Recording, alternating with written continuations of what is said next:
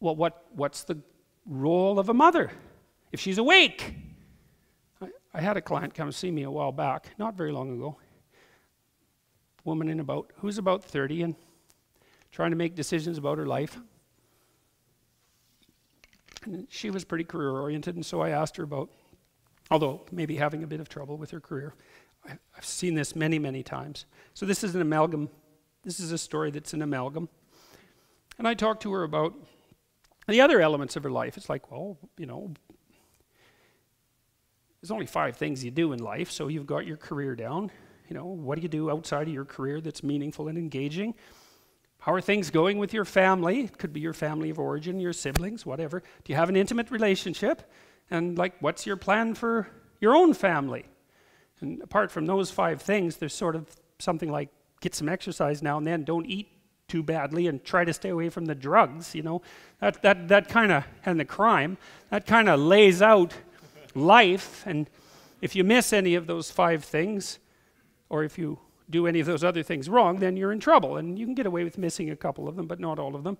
You know, and she said something along the lines of, well, I'm not sure I should bring a child into this world.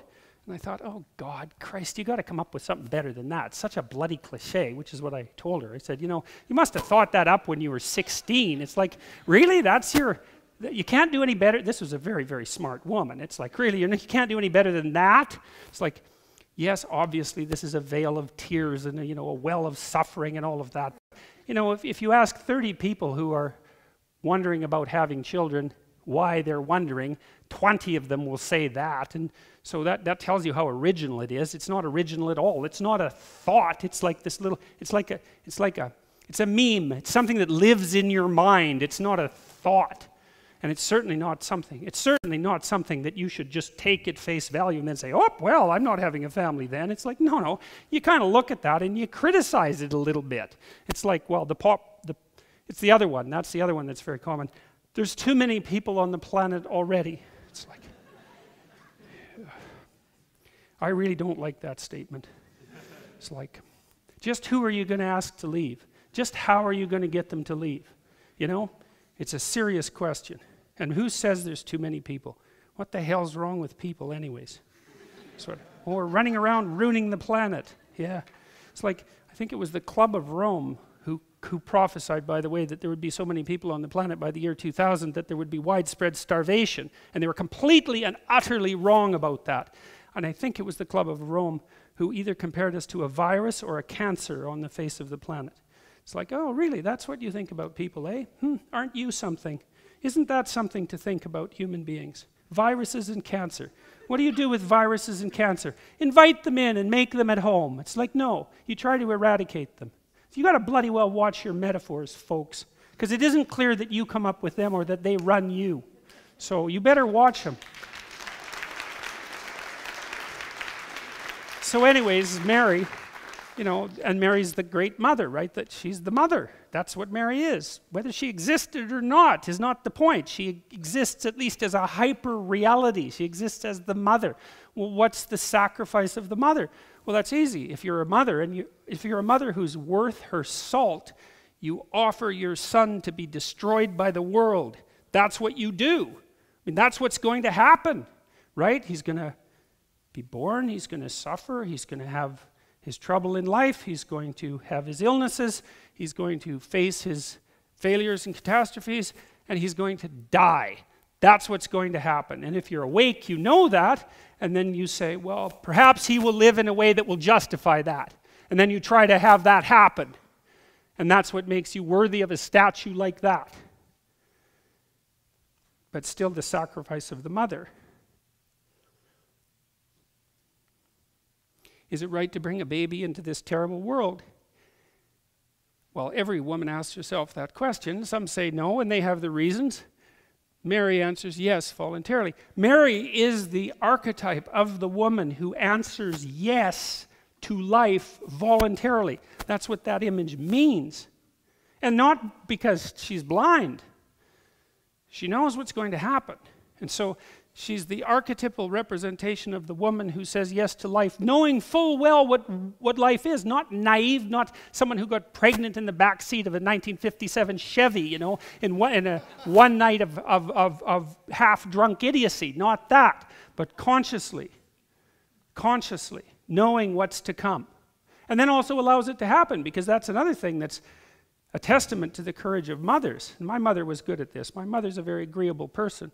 Too agreeable for her own good. But that's what happens if you're agreeable, because you're too agreeable for your own good. That's the definition of agreeable.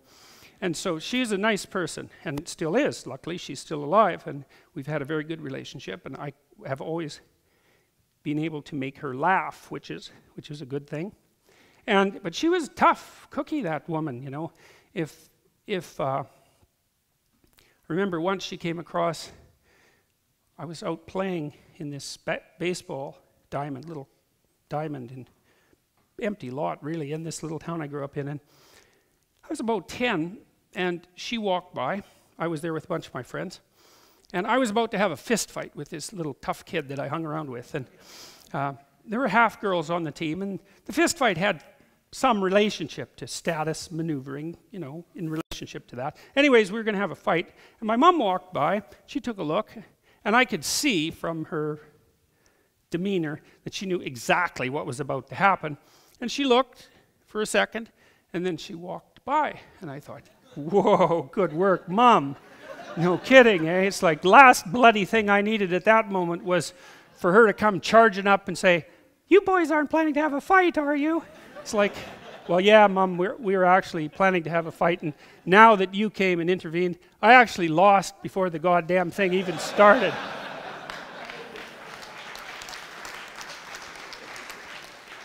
So 2 thumbs up for Mom. She was also the person that said, because I had some trouble with my dad when I was an adolescent, he had some trouble with me, so, you know, it was 50-50. That's for now. It's probably 70-30 with me on the 70 end of that being the trouble. And anyways, I left home when I was about 17, and she said something really interesting when I left home. She said, "If it was too good at home, you'd never leave." I thought, hey, Mom, that's pretty good, you know. For an agreeable person, you've got a real spine, man. So that was pretty good. So you know, mother, that says this, the mother is the person who also says, get out there, take your goddamn lumps, because you're tough enough so that you can handle it. She doesn't say, you just stay down there in your bedroom brooding away because the world is unfair and treating you badly and your suffering is too much. She says, yeah, there's a lot of suffering out there, but you're a hell of a lot tougher than you think you are. So,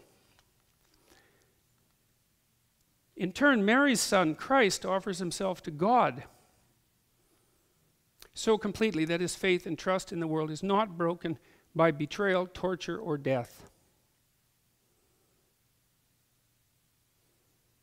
That's the model for the honorable man.